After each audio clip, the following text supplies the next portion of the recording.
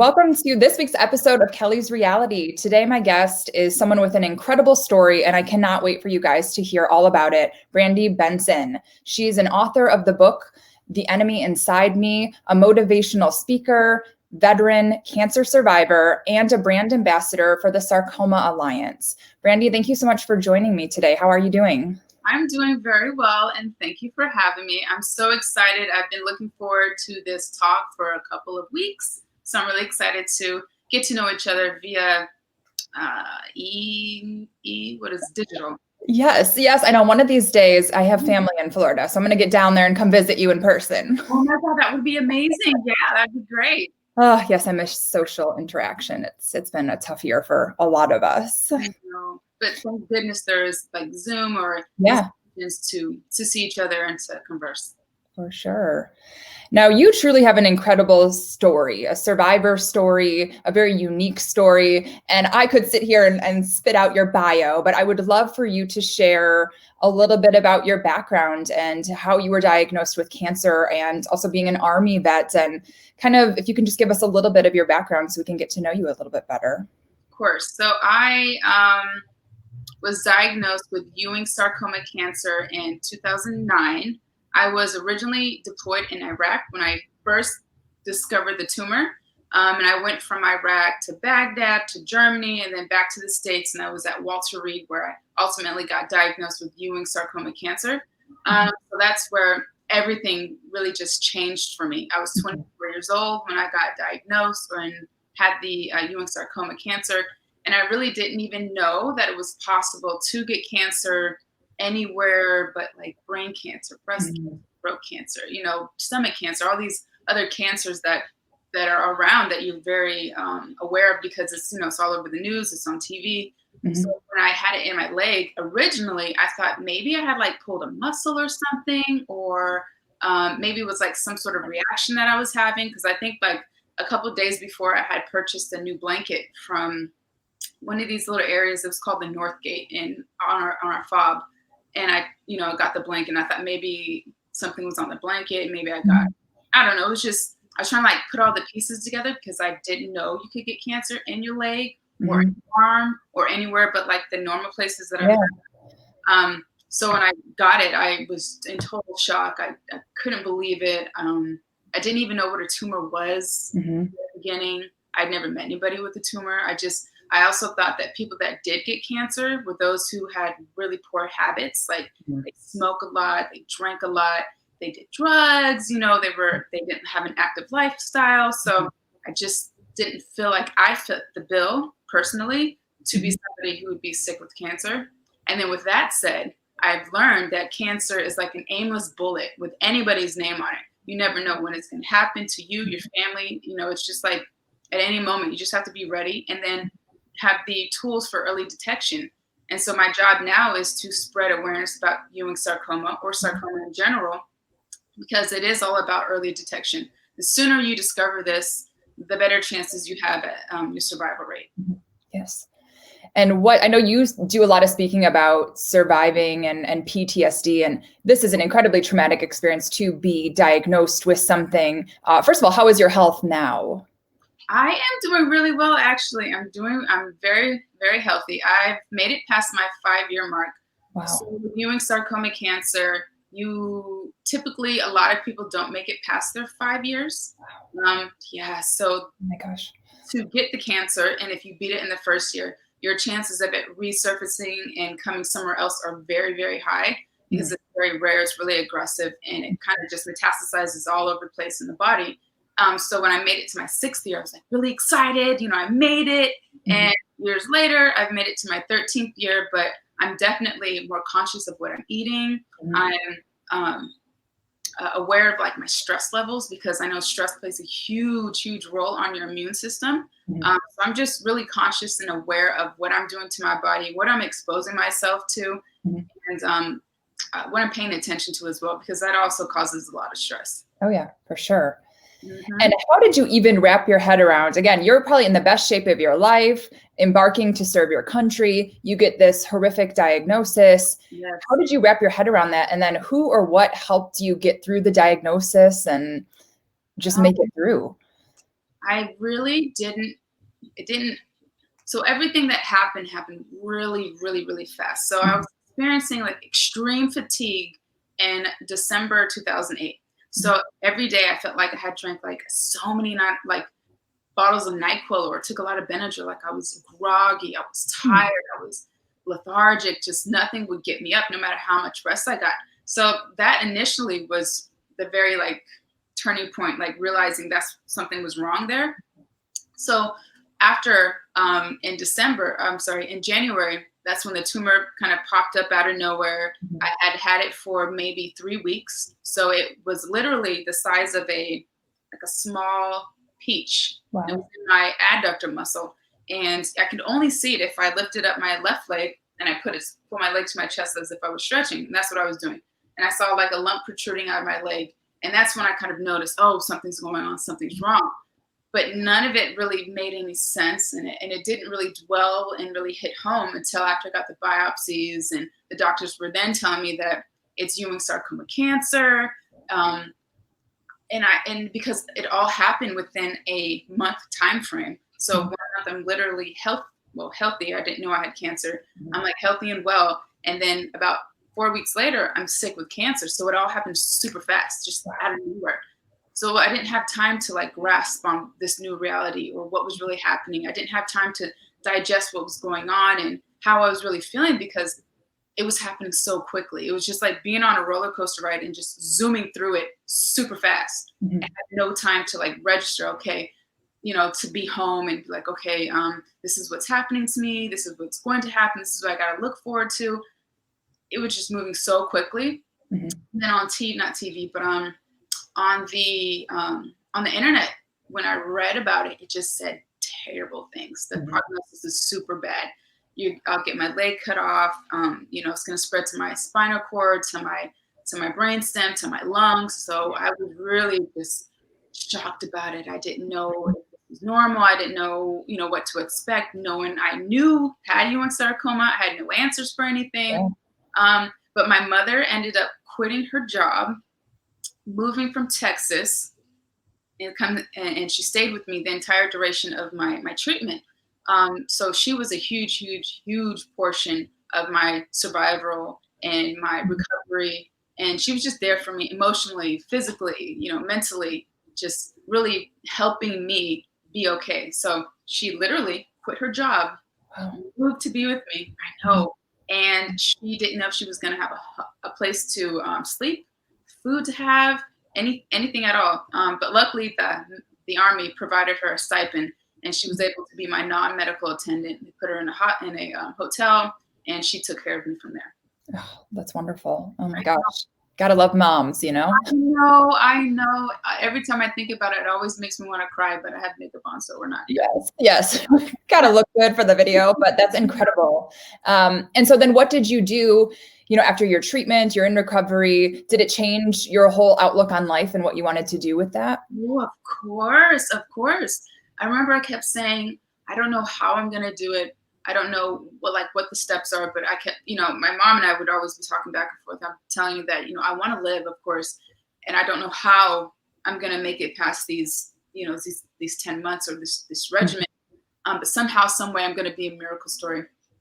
I'm going to be able to tell people about what happened. I'm going to be able to look death right in the face and beat it, and let people know that there's all types of adversity. And with cancer, it really, truly strips your strength away. And then all you have is your mental capability and your mental health and your mental strength. So to be mentally strong, try to prepare yourself and to know that adversity is always going to be there. But as long as you're mentally strong and you have a goal or you have an end mind of something that you want to achieve, that you can definitely do that. Because if your mind is still working, your body has no choice but to continue, to be there.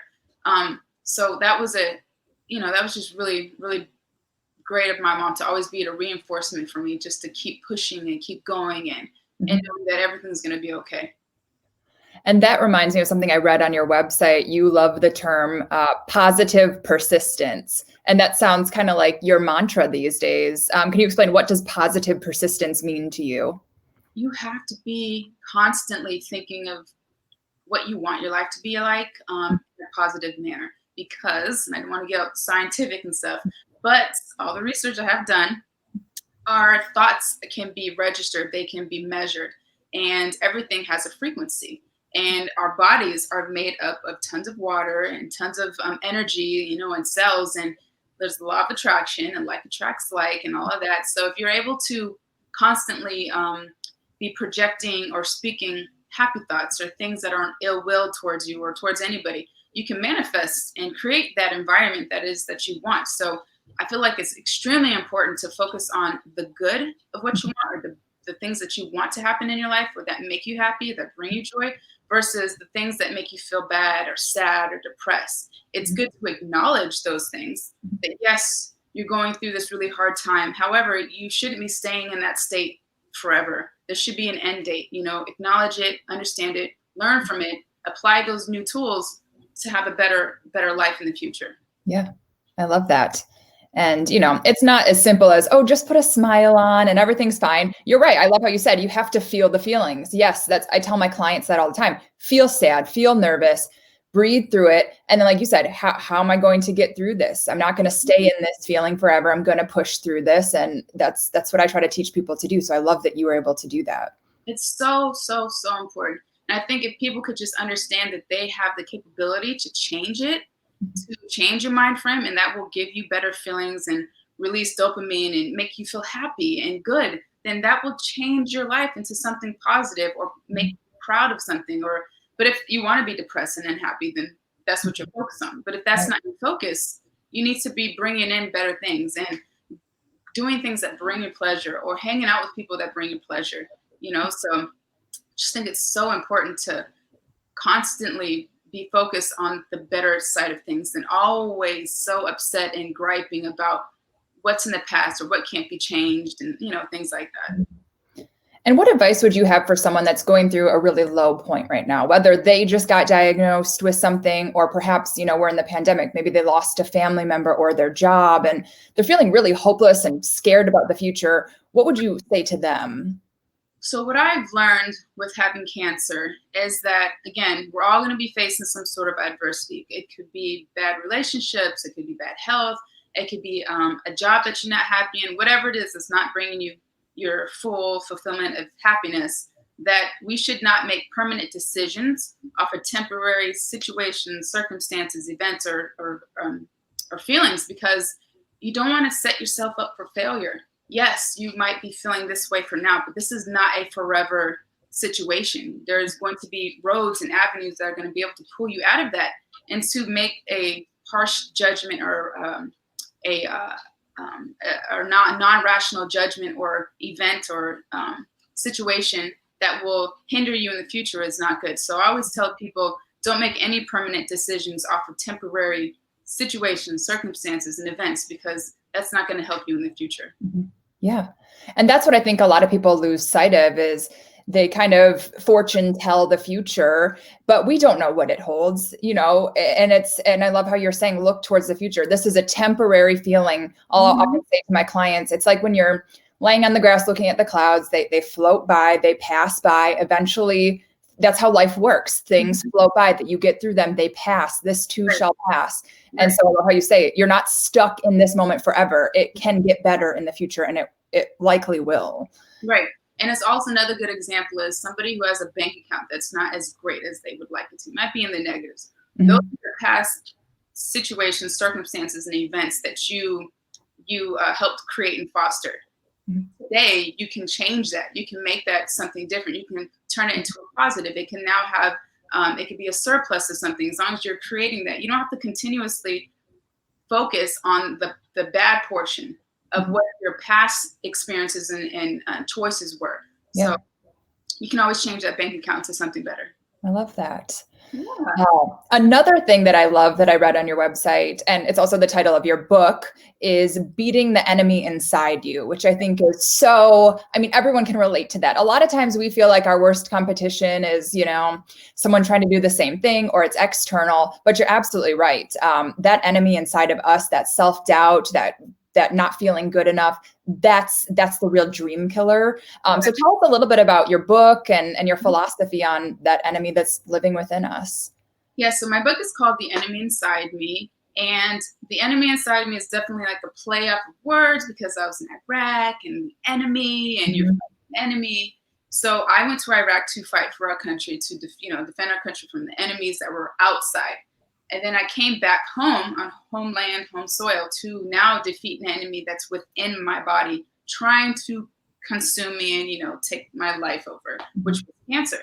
So the enemy really is a metaphor for adversity. It could be, again, bad relationships. It could be bad choices. It could be drug addictions, whatever it is that's not allowing you to be the best version of yourself, your elite version of you. So whatever is hindering you is your enemy. So whatever that looks like, that's your enemy. And then being able to have the tools and resources to recognize what is going on. Why aren't you able to make it past these bumps in the road? And how can you capitalize on that? How can you make these disadvantages work for you in the future?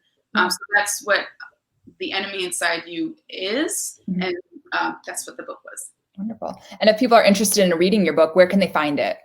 Yes, you can find my book on www.brandilbenson.com, and Brandi with an I. Okay, excellent. Questions that I always ask every guest. What do you do behind the scenes to make sure your mental health is at the best that it can be? I do a lot of working out. I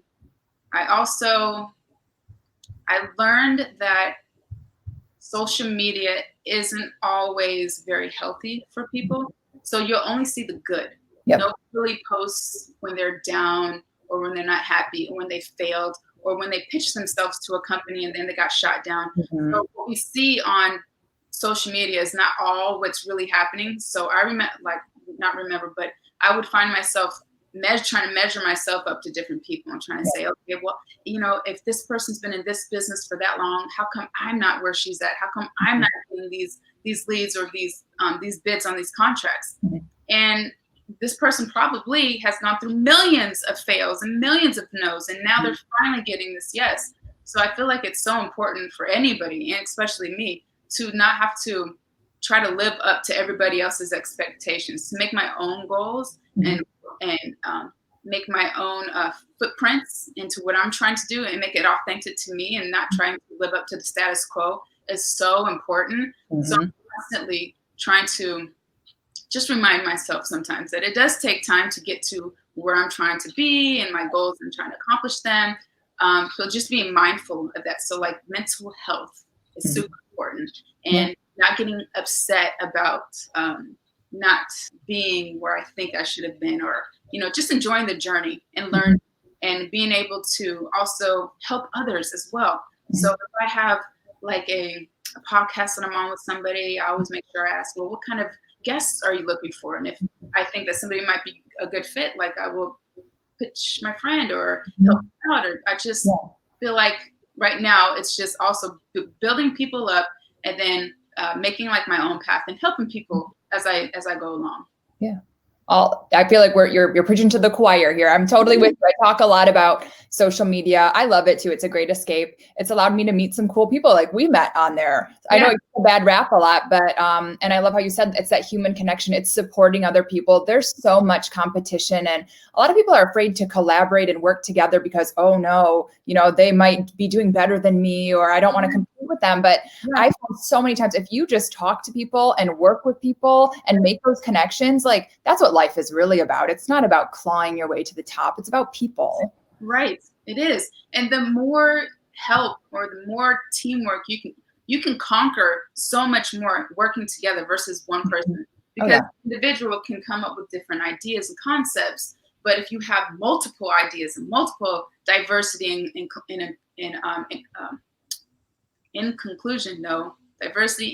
what am I trying to say? Diversity, inclusion. There you go. Then you will have a more prosperous, successful campaign or job situation.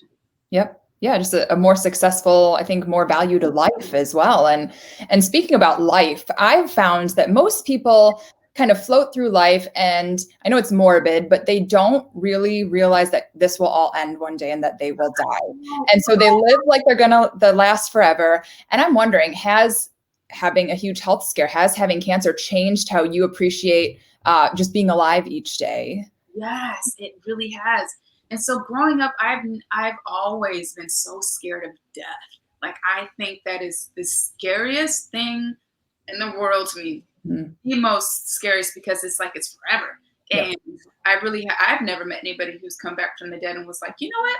It's not as bad as you think. Like no one has ever come back and told me that. So I am petrified of death. I do not want to die.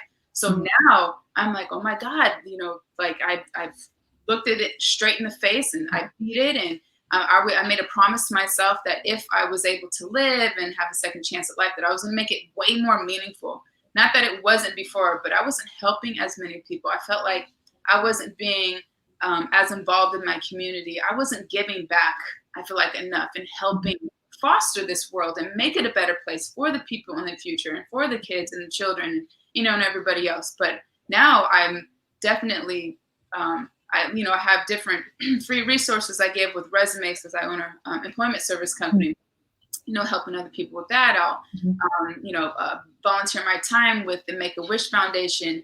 I have helping out as a brand ambassador for the Sarcoma Alliance. I just feel like I need to be able to give back and do something instead of just like existing in the world and not making any positive change. Yeah. Gosh, it's like that song, what is it, Tim McGraw's Live Like You Were Dying. If only everyone could kind of, as horrific of an experience as it was for you, it's, you kind of look at it like, wow, I have this second chance at life. I'm going to do something with it. And I only wish that people could have that attitude every day, do something with it. Life is precious. It is so precious. Have you had any scary calls before at all? Not personally. My mother has battled cancer, and that kind of was a life-changing moment for me. Like, yeah, people we love could be taken. And I've always really tried to live with a lot of gratitude, really being mindful and present. And yeah, again, I try to remind myself again, like this will end. This doesn't last forever. We have to kind of do the best we can now and just really appreciate that.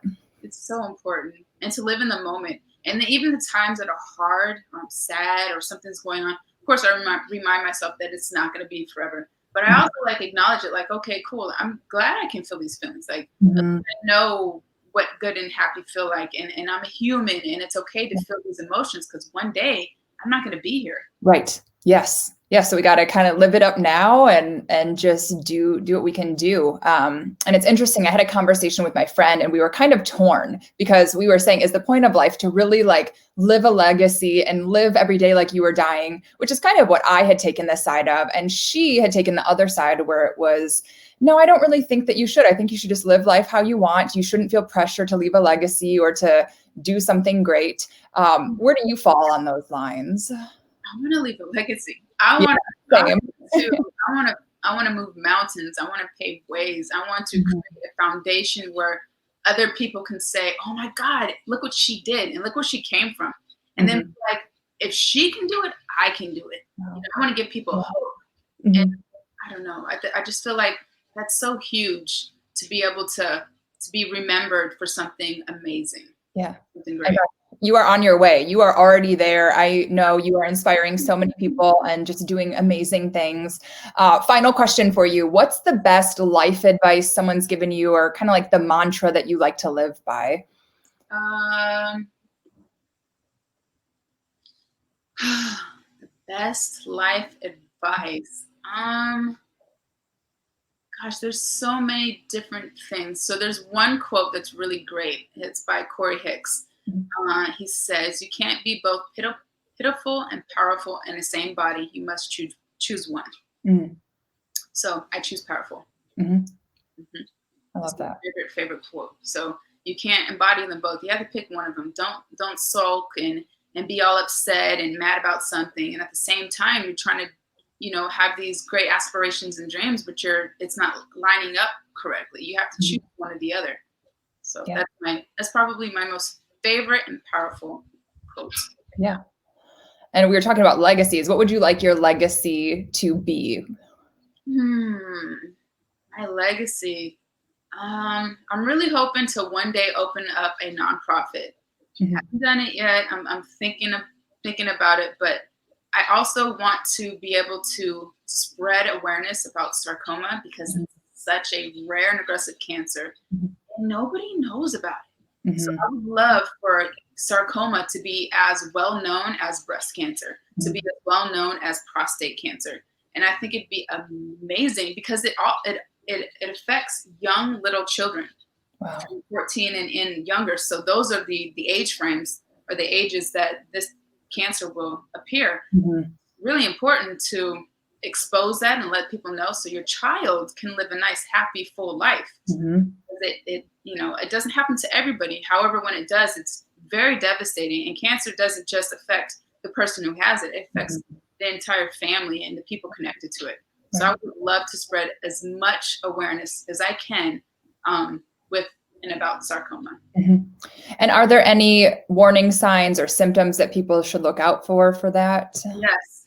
If you have a lump like larger than a golf ball, you need to get that checked out. So that is probably the most persistent, like one that you can see is like more tangible. And then the other ones are you're breaking bones really easily. You're just so lethargic. You're exhausted and tired.